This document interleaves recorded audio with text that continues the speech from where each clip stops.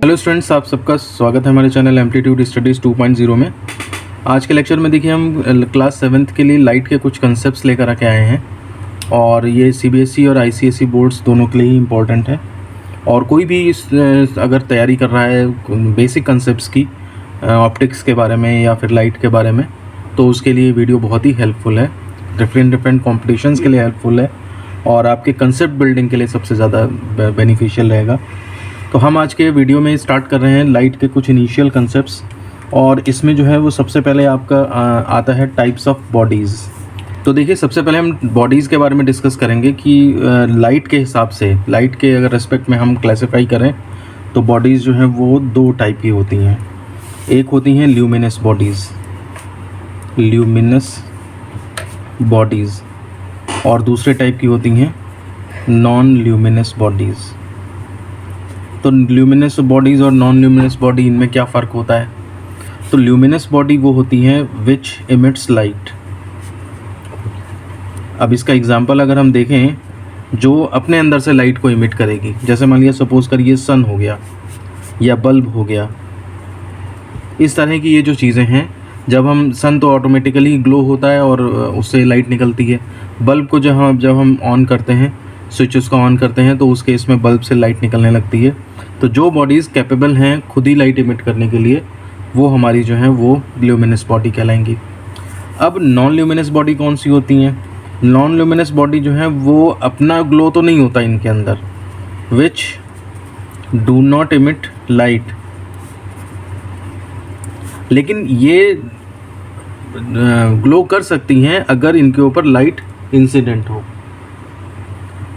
तो उस केस में हम ये कह सकते हैं कि जैसे मून है एग्जाम्पल के लिए, तो मून जो है अपना इसका सेल्फ लाइट नहीं है, इसकी अपना कोई इसकी लाइट नहीं है, लेकिन जब सन की लाइट इसके ऊपर पड़ती है तो उस केस में ये मून जो है वो ग्लो होने लगता है। तो इस तरह से हम कह सकते हैं कि मून जो है हमारा वो नॉन ल्यूमिनस बॉडी है। तो ये जो बॉडीज़ होती हैं नॉन ल्यूमिनस, ये do not emit light but glows in the light of other luminous bodies. अगर कोई दूसरी ल्यूमिनस बॉडी है, उसकी लाइट इन पे पड़ती है, तो उस केस में जो है वो ये ग्लो करेंगी और ये नॉन ल्यूमिनस बॉडी कहलाएंगी। तो इस हिसाब से हम देखें तो पूरे यूनिवर्स में बॉडीज़ जो हैं वो दो ही तरह की हैं लाइट के हिसाब से। या तो कोई बॉडी ल्यूमिनस बॉडी होगी और या फिर कोई बॉडी जो है वो नॉन ल्यूमिनस बॉडी होगी। ल्यूमिनस बॉडी से सेल्फ लाइट इमिट हो रही होगी, नॉन ल्यूमिनस बॉडी से कोई लाइट इमिट नहीं होगी, बल्कि जब उसके ऊपर लाइट इंसिडेंट होगी तो वो ग्लो करेगी। इसका सबसे अच्छा एग्जांपल जो है वो मून है।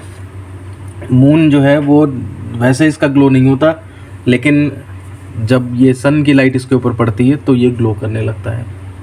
और भी जितने ऑब्जेक्ट्स हैं, ऑल अदर ऑब्जेक्ट्स, जो भी ऑब्जेक्ट्स ल्यूमिनस नहीं हैं, वो सारे के सारे जो हैं वो नॉन ल्यूमिनस कैटेगरी में आएंगे। अगर मैं कहता हूँ कि ये मेरे हाथ में पेन है इस टाइम पे, ये किस तरह का ऑब्जेक्ट है, तो ये भी आपका जो है वो नॉन ल्यूमिनस ऑब्जेक्ट ही कहा जाएगा, क्योंकि ये दिख तो रहा है मुझे इस टाइम पे, चमक भी रहा है, लेकिन इसका चमक वैसा चमक नहीं है जैसा कि ये ल्यूमिनस बॉडीज़ के अंडर में होता है। तो इस वजह से जो है वो ये हमारा नॉन ल्यूमिनस बॉडी हो गई। बाकी जितने भी हैं सबके ऊपर लाइट पड़ रही है और वो ग्लो कर रही हैं, तो ये सारी की सारी जो हैं वो नॉन ल्यूमिनस कहलाएंगी। तो आइए अब हम नेक्स्ट कंसेप्ट पे आते हैं, how we see the bodies. हम बॉडीज़ को जो है किस तरह से देखते हैं। तो देखिए, इसके लिए सीधा सा कंसेप्ट है कि जैसे कोई ऑब्जेक्ट हमारे पास ये है और इस ऑब्जेक्ट को, और ये हमारी ह्यूमन आई हो गई, यहाँ पर ये हमारी ह्यूमन आई हो गई। तो ये ऑब्जेक्ट हमें तभी दिखाई देगा जब इसके ऊपर कोई लाइट इंसिडेंट होगी और वो लाइट इससे रिफ्लेक्ट होकर के हमारी आँखों में पहुँचेगी। अगर वो ल्यूमिनस ऑब्जेक्ट है तो वो डायरेक्ट लाइट भेज सकता है हमारी तरह आँखों तक और वो दिखाई दे जाएगा। लेकिन अगर ल्यूमिनस ऑब्जेक्ट नहीं है, नॉन ल्यूमिनस ऑब्जेक्ट है, तो कोई ना कोई लाइट इसके ऊपर आनी चाहिए, इंसिडेंट होनी चाहिए, और वो लाइट रिफ्लेक्ट होकर जब हमारी आँखों में जाएगी तो हमें वो ऑब्जेक्ट दिखाई देगा। इसके अलावा कोई और जरिया नहीं है कि कोई चीज़ हमें दिखाई दे सके। सबके लिए जो है वो यही प्रोसेस होता है कि इस तरह से लाइट आनी चाहिए और वो बाउंस बैक हो जाए या फिर रिफ्लेक्टेड हो जाए, कुछ भी कह सकते हैं आप, और हमारी आँखों में उसे पहुँचना चाहिए, तो उस केस में वो बॉडी हमें दिखाई देगी। अगर हमारी आँखों में कोई लाइट नहीं पहुँच रही है तो उस केस में हमें डार्कनेस दिखाई देगा। आप ध्यान रखिएगा, एब्सेंस ऑफ लाइट, ये जो है वो डार्कनेस होती है। डार्कनेस प्रोड्यूस करने के लिए कोई हमें अलग से काला बल्ब नहीं जलाना होता है, कोई हमें अलग से काले रंग की लाइट नहीं जलानी होती है। केवल आप लाइट को एब्सेंट कर दीजिए, आपके डार्कनेस अपने आप तैयार हो जाएगी। तो absence of light, light produce करने के लिए आपको मेहनत करनी है, डार्कनेस प्रोड्यूस करने के लिए मेहनत नहीं करनी है। बस आप लाइट को एब्सेंट कर दीजिए, हटा दीजिए, वो डार्कनेस अपने आप क्रिएट हो जाएगी। तो अगर किसी वजह से हमारी आंखों में लाइट नहीं पहुंच पा रही है तो फिर उस केस में हमें काला काला यानी कि डार्कनेस, चारों तरफ अंधेरा दिखाई देगा। अब यहीं पर इसका एग्जाम्पल हम कुछ और भी ले लेते हैं। और एक बात मैं आपको और भी बता देता हूँ कि आप कहीं कहीं पे पढ़ोगे, लाइट की एक डेफिनेशन पढ़ोगी कि लाइट इज़ एनर्जी, और एनर्जी की फॉर्म हो गई। एक तो ये चीज़ है, यानी कि इसके अंदर छोटे छोटे फोटॉन्स कंसीडर किए जाते हैं, छोटे छोटे पार्टिकल्स हैं एनर्जी के, जिनको कि फोटॉन कंसीडर किए, फोटॉन बोला जाता है। खैर ये बात आगे की है, वो उससे ज़्यादा मतलब नहीं होना चाहिए आपको। लेकिन लाइट एक एनर्जी है और ये खुद विजिबल नहीं है, विच इज़ नॉट विजिबल। मतलब आप लाइट को देख नहीं सकते। ध्यान से सुनिएगा, अभी आपको अटपटा लग रहा होगा। Light is a form of energy which is not visible but helps to see the objects. लेकिन इसकी हेल्प से जो है वो ऑब्जेक्ट्स जो हैं वो दिखाई देते हैं। मतलब आपकी ये हेल्प करेगी ऑब्जेक्ट्स को विजिबल कराने में, लेकिन ये खुद विजिबल नहीं होती है। जैसे यहीं पे एग्जांपल लिया मैंने, लाइट जो है वो आ रही है, इस ऑब्जेक्ट से रिफ्लेक्ट हो रही है, रिफ्लेक्ट होकर हमारी आंखों में पहुंच रही है, तो हमें वो ऑब्जेक्ट दिखाई दे रहा है। लेकिन ये रास्ते में जो लाइट आई और ये रास्ते इधर से जो ये इधर गई लाइट, ये लाइट आपको जो है वो दिखाई नहीं देगी। मैं इसको एक एग्जाम्पल से समझाता हूँ। देखिए, हम बात करना चाहते हैं कि जो हमारा एटमॉस्फेयर होता है, तो वो एटमॉस्फेयर जो है वो अपीयर्स ब्लैक कलर का एस्ट्रोनॉट को दिखाई देता है, लेकिन ब्लैक फॉर एस्ट्रोनॉट। लेकिन ये हमारे लिए जो है वो ब्लू दिखाई देता है। जो आसमान है वो हमारे लिए जो है वो फॉर अस जो है वो ये ब्लू दिखाई देता है, लेकिन एस्ट्रोनॉट के लिए जो है वो ब्लैक दिखाई देता है। अगर हम ऊपर जाएं, अर्थ के एटमॉस्फेयर से ऊपर चले जाएं, तो उस केस में ये हमें ब्लैक दिखता है। वजह क्या है, थोड़ा सा इसे स्टडी करते हैं। ये सपोज़ करिए अर्थ है और ये हमारे पास ये एयर पार्टिकल्स और ये सब जो भी हैं, ये एटमॉस्फेयर हो गया। तो जब लाइट आती है, सन की लाइट आती है, तो ये जो सन लाइट है ये आगे बढ़ने के साथ साथ ये जो पार्टिकल्स हैं, डस्ट पार्टिकल्स, एयर पार्टिकल्स, इन सब से जो है वो रिफ्लेक्ट होती है। कई और प्रोसेस भी होते हैं और इस वजह से इसकी स्कैटरिंग होती है। स्कैटरिंग होने की वजह से जो है वो ये आपका जो इसमें आसमान जो है वो ब्लू दिखाई देता है।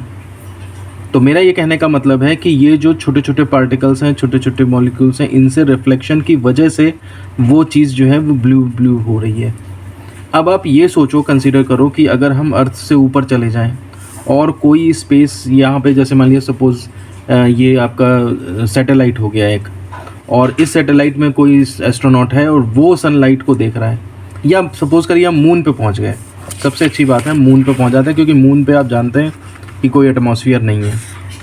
ये हम मून पे पहुँच गए, अब यहाँ पे कोई एटमॉस्फेयर नहीं है, आप यहाँ पे ये खड़े हो गए। अब आप देख रहे हो कि सन यहाँ पर है, तो सन से जो लाइट चलेगी वो डायरेक्ट आप तक पहुँचेगी। तो इसके हिसाब से तो आप सन की तरफ अगर देखोगे तो सन दिखाई दे जाएगा, ठीक है, क्योंकि ल्यूमिनस ऑब्जेक्ट है, लाइट इमिट कर रहा है। और अगर मान लिया मून के ऊपर आपके आसपास कोई पत्थर पड़ा है, तो अगर मून के आसपास कोई पत्थर पड़ा हुआ है और आप इसे देखना चाहते हैं, तो उस केस में ये सन की लाइट जो इस पे जा रही है और ये रिफ्लेक्ट होकर आपकी आंखों में आ रही है, आपको ये पत्थर भी दिख जाएगा। लेकिन जब हम एटमॉस्फेयर की अगर बात करें, तो यहाँ पर कोई भी डस्ट पार्टिकल या कोई ऐसा एटमॉस्फेयर नहीं है, जिसमें से ये सनलाइट जो है वो रिफ्लेक्ट होकर आपकी आंखों तक आ सके। ये तभी आ सकती है जब सामने कोई ऑब्जेक्ट हो, तो वहाँ से रिफ्लेक्ट होकर तब आपकी आंखों में आ सकती है। तो आपको इस सनलाइट में जो है वो ऑब्जेक्ट्स तो दिखाई दे जाएंगे, लेकिन खुद ये लाइट नहीं दिखाई देगी। जो मैंने अभी आपको पिछले बताया था पहले कि लाइट जो एनर्जी है और वो खुद विजिबल नहीं होती, लेकिन दूसरे ऑब्जेक्ट्स को विजिबल करा देती है। तो ऐसे केस में जो है यहाँ से यहाँ तक जो लाइट अपना पाथ ट्रेवल करके जा रही है, वो पाथ आपको बिल्कुल नहीं दिखाई देगा, यानी कि बीच में आपको पूरा ब्लैक दिखाई देगा। अगर कोई ऑब्जेक्ट है तो वो केवल दिखाई देगा आपको, और इस तरह से हम कह सकते हैं कि एटमॉस्फेयर हमारा जो है वो ब्लैक होता है।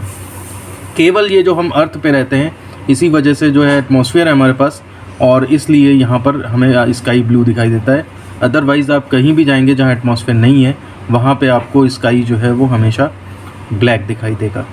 तो आप इमेजिन करिए कि ऐसा अगर अर्थ पे हो तो कितना डरावना लगेगा कि आप दिन का टाइम है तो सन आपके ऊपर दिख रहा है आपको, लेकिन जब आप बाकी आसमान में नज़र मार रहे हैं तो आपको जो है वहाँ पे सब ब्लैक दिखाई देगा, और ब्लैक दिखाई देने की वजह से आपको वहाँ पे तारे भी दिखाई देंगे।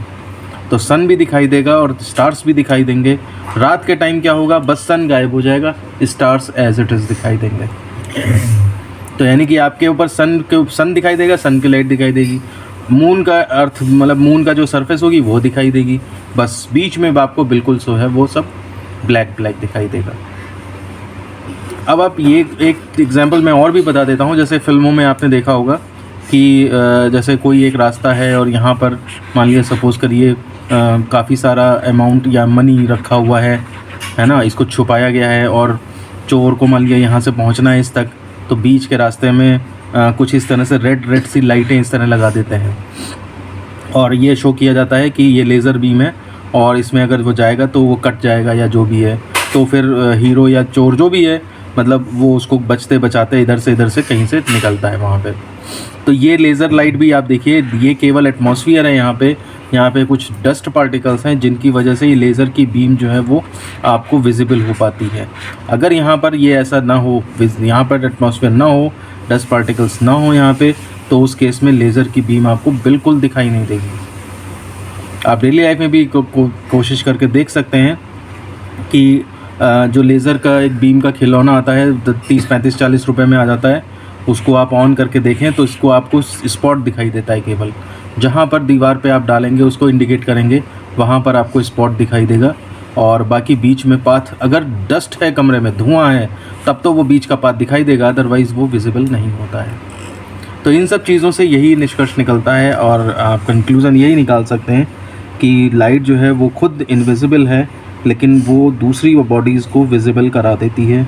तो ये एक तरह से लाइट की डेफिनेशन भी हो सकती है, आपको किसी की बुक में देखने को मिल सकती है। साथ ही साथ हम देख लिया कि किस तरह से जो है वो स्काई जो है ब्लैक होता है, उसका भी रीज़न हमें मिल गया।